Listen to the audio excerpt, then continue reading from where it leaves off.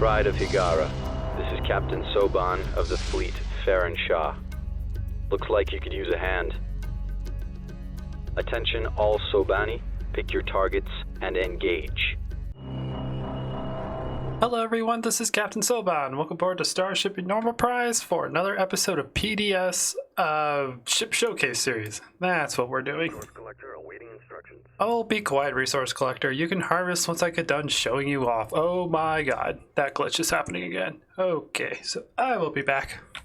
Alrighty.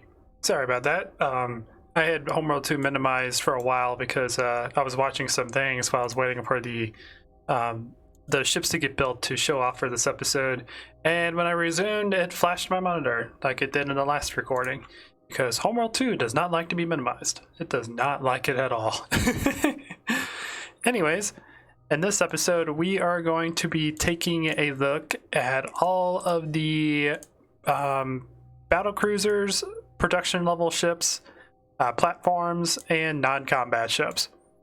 So for right now, we will start out with the battleship class. I actually do not know how to pronounce that word, but it is, I believe, the Titan of Fire. Copy. I believe that's what it is. Roger.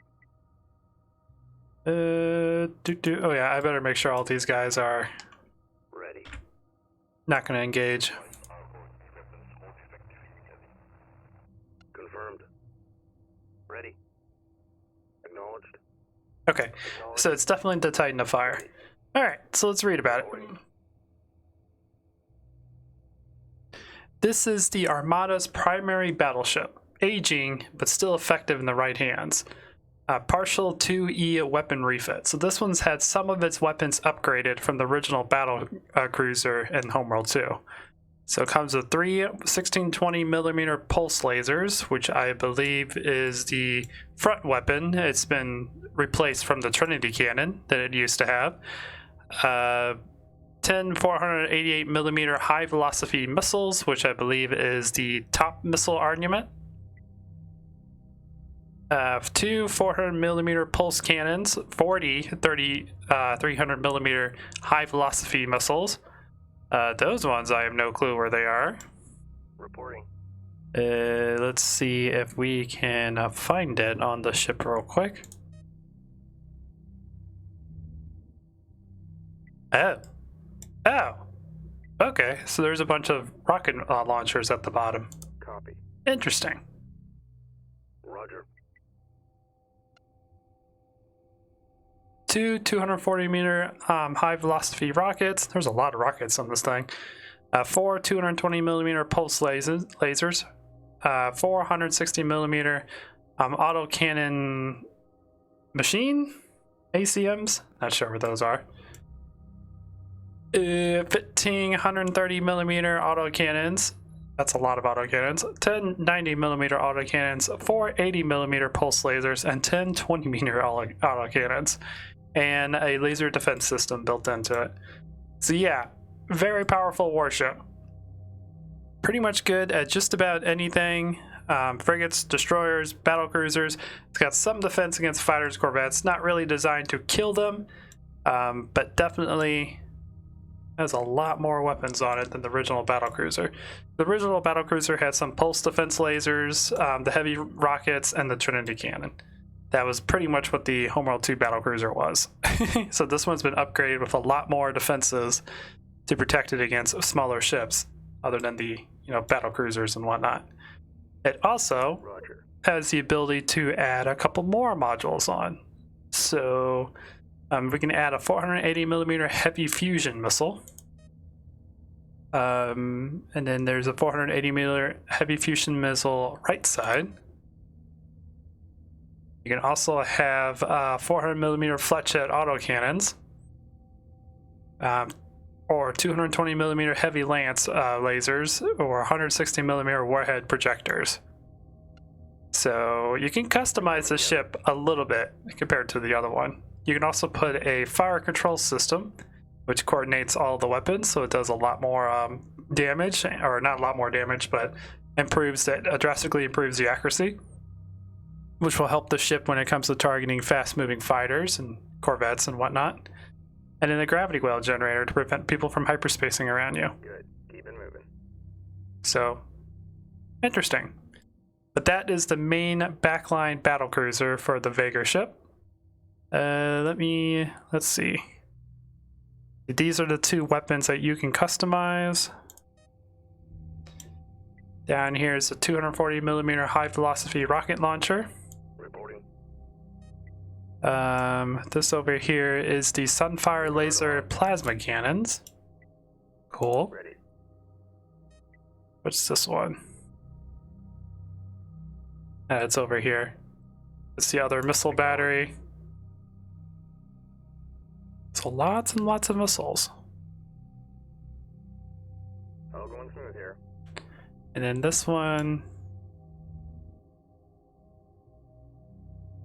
Oh, I think it's back here. It's somewhere on it. That is the advanced repeater cannon. It says it's like in the middle. Confirmed. Okay. Reporting. And now next one we have the heavy battleship, which I believe is the upgraded version of the traditional battlecruiser. Copy. It's also a lot more expensive than that one too. This one I think is like 4,500 RUs. This one is like 7,000. Acknowledged. Okay, Standing by. let's go ahead and read about it. Roger. Roger. Boop, boop, Supporting boop. friendly units. We have some fighters coming in, but that's fine. Other ship and whatnot can handle it. Under attack. So the Alcalad is the penultimate Vagyr warship, partially armed with reverse-engineered ancient and Hagaran weapon systems. Ship under attack. Okay. I'm hit. So you are the heavy battlecruiser. You have three 200mm ion cannons, which are these things in the front. Resource collector under attack. That's what the... Hang on. Resource up. Operation reporting enemy contact. There we go.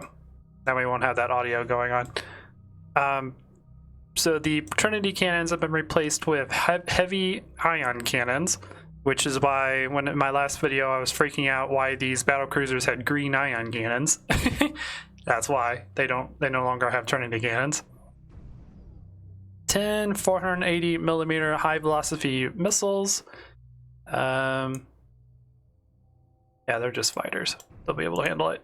Hee Boop boop. 9 400mm pulse cannons, 4 355mm ion cannons. You have a lot more ion cannons on you than the other one.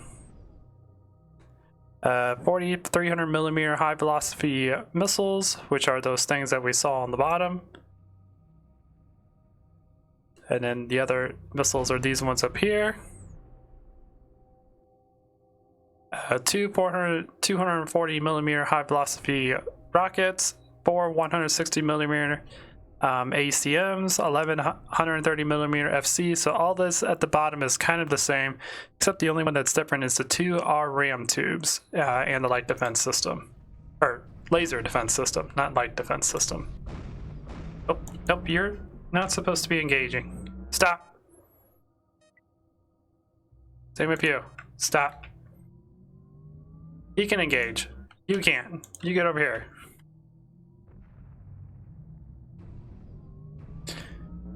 You're all supposed to be passive.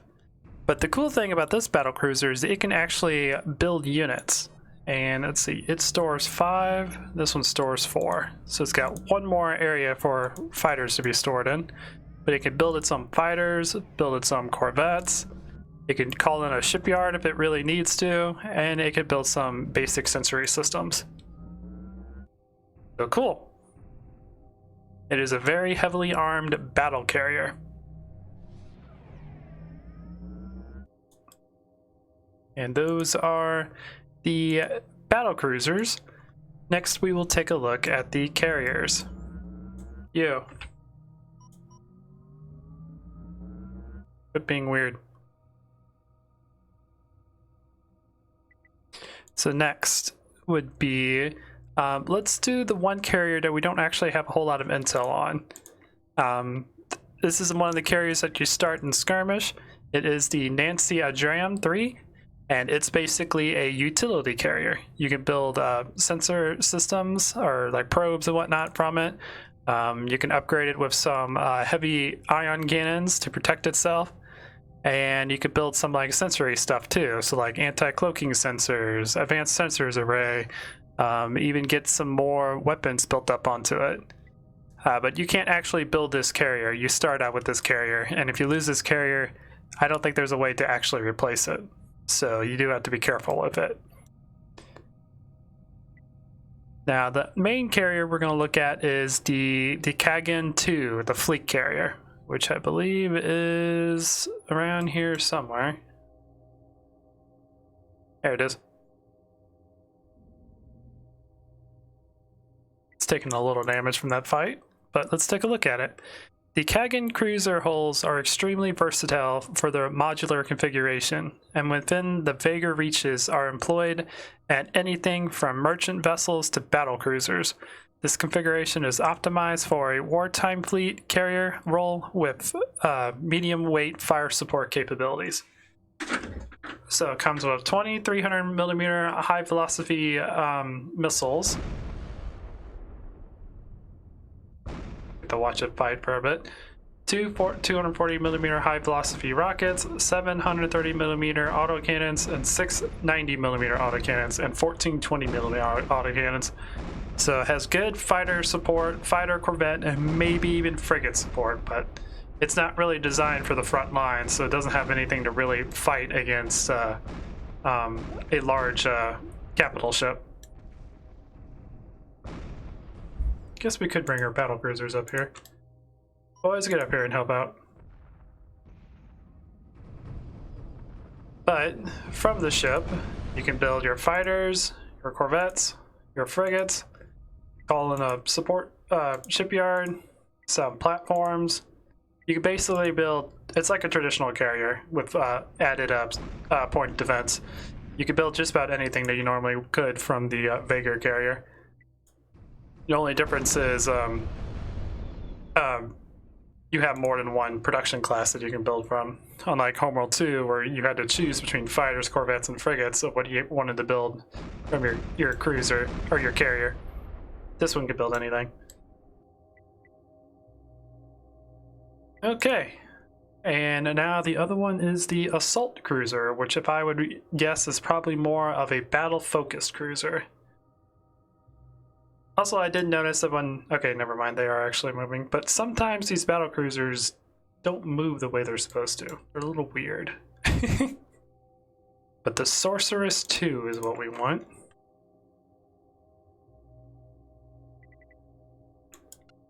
And the Sorceress 2 is a Vagyr assault... blah, blah, blah. They're commonly... let's see... And frequently deployed as command ships for strike regiments. CVAs retain a fleet carrier's utility and rear line missions. They are usually commanded by females of nobility. Okay, so high class females, good to know. Assault carriers, it comes with one 2000mm platinum ion cannon.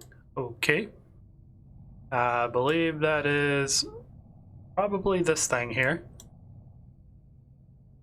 4 400mm pulse cannons.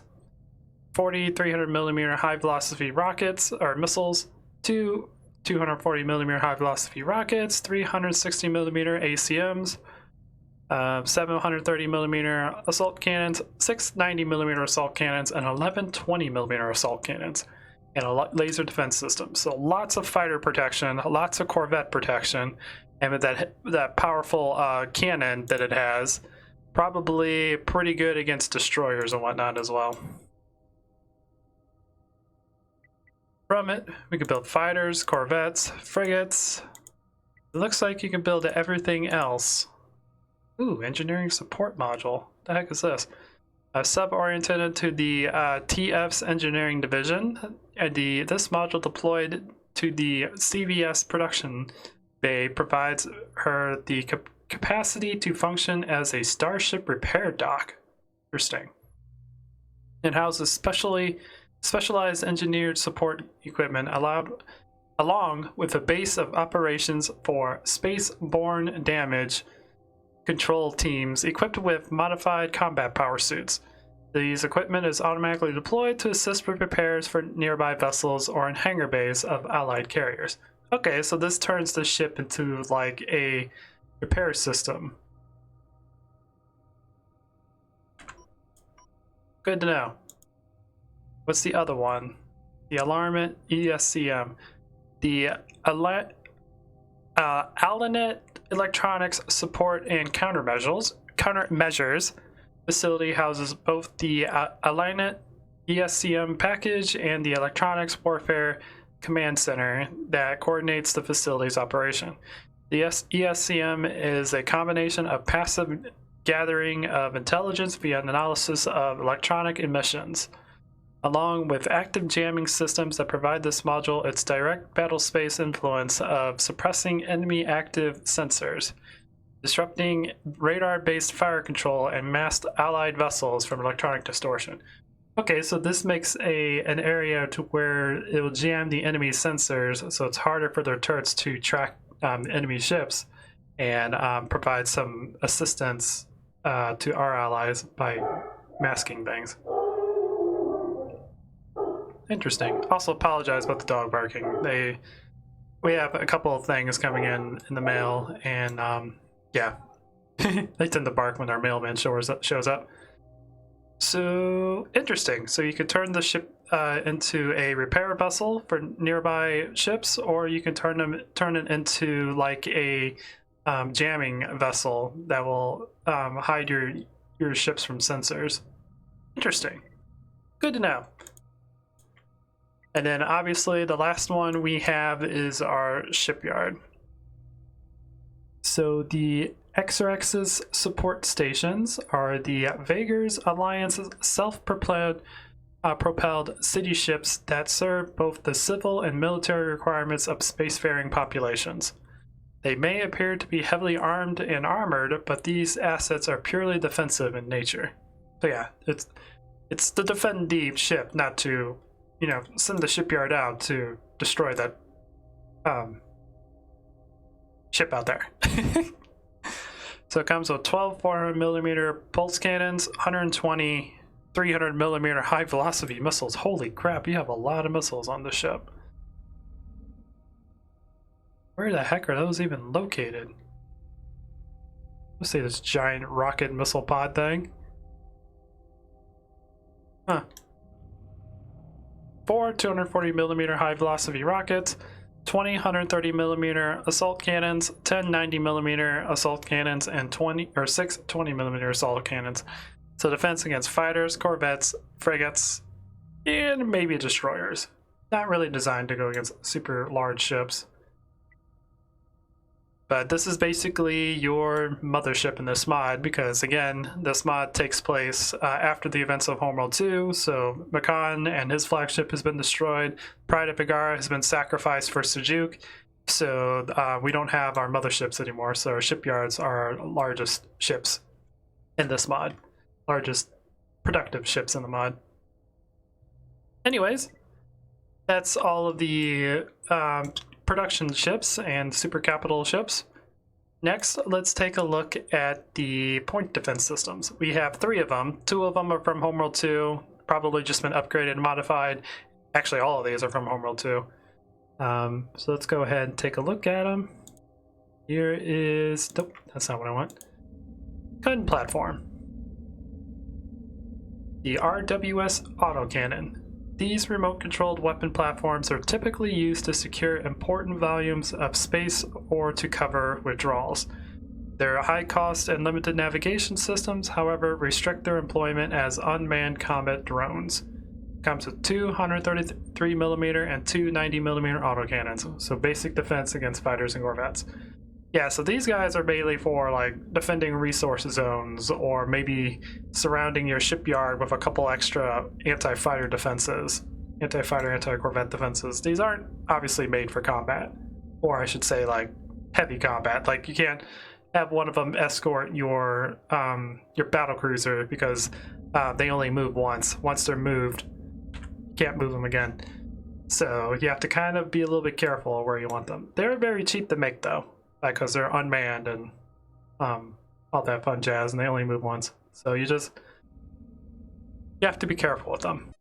Alrighty, apologize about that, guys. Mailman came, and the memory and a couple other things I've been waiting for finally showed up. So now I can add more memory to my computer, and we can get ready to record Galactic Civilizations 3 on the largest map with 100 civilizations on Sunday.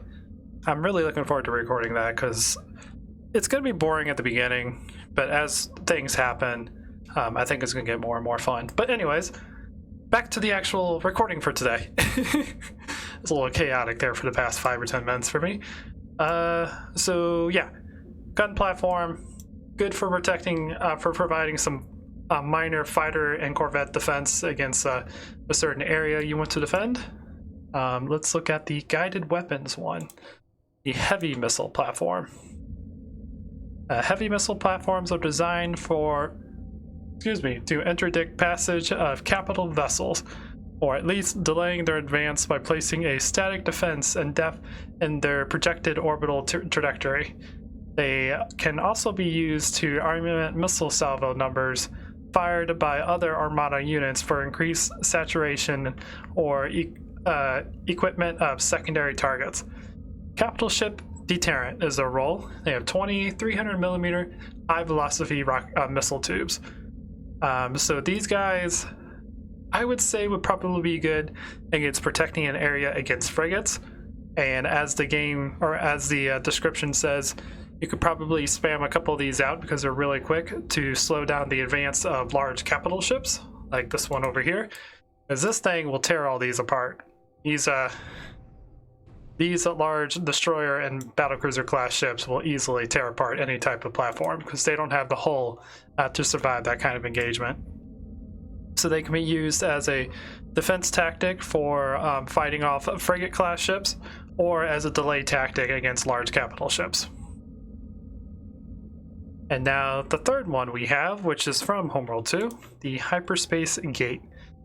Basic hyperspace generator unique to the Vagyr. When linked with a second hyperspace gate, it allows friendly ships to jump between the two locations. So yeah, if you guys ever played Homeworld 2 before, this is a unique ship of the Vagyr side. You can build one of these here, build another one, place it like here, and then you can jump your ships between those 2 points.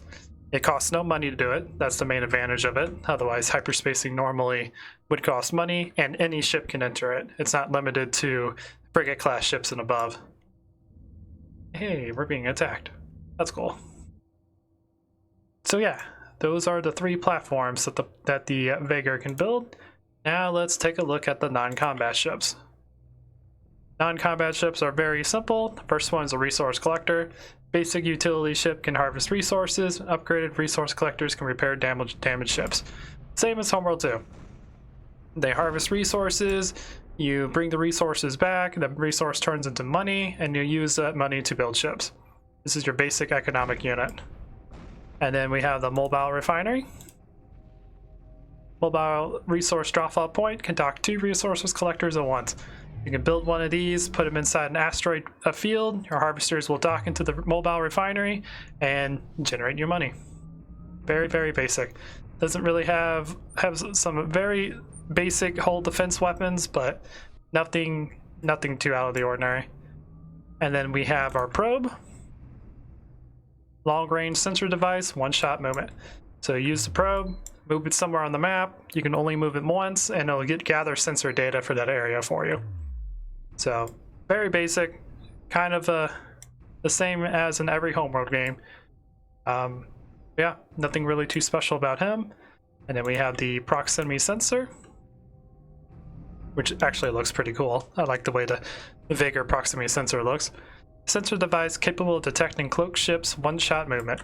So this one doesn't have a really big sensor range, but allows you to detect cloaked units around wherever you move it. The same thing as the probe, it can only move once, so you have to be careful where you move it. Also, all of these things are really, really cheap because economic units are really cheap, and these are all one-shot movements, so it doesn't really cost a whole lot to use them. And then the final one is the sensor distortion probe.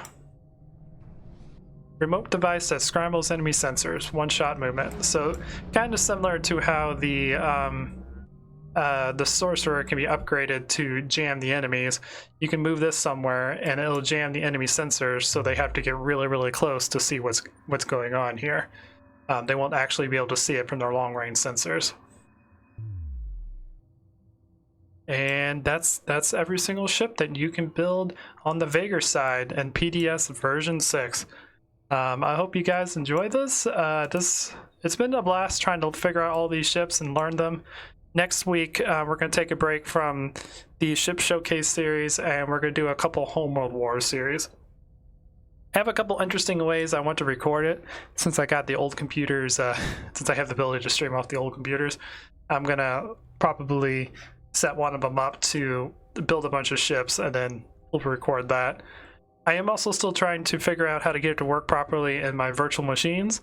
That way we can have 2 virtual machines fighting each other, and by doing that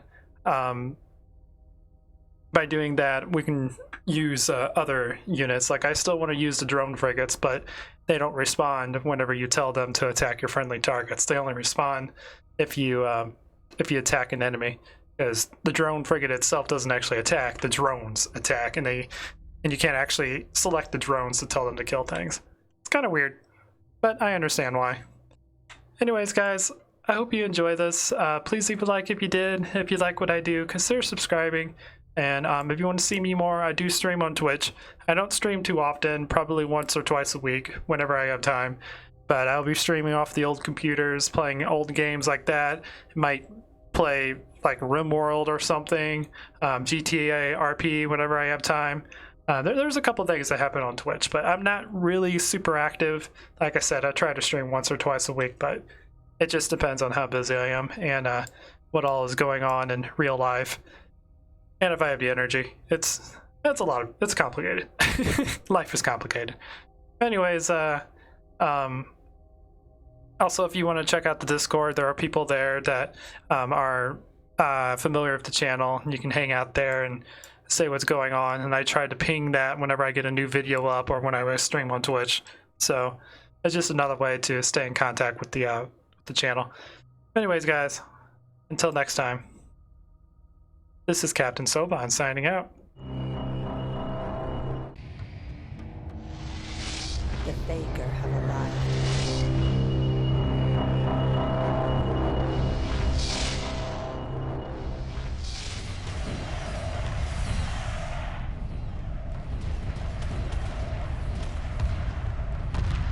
Emergency hyperspace procedures initiated. The mothership must survive.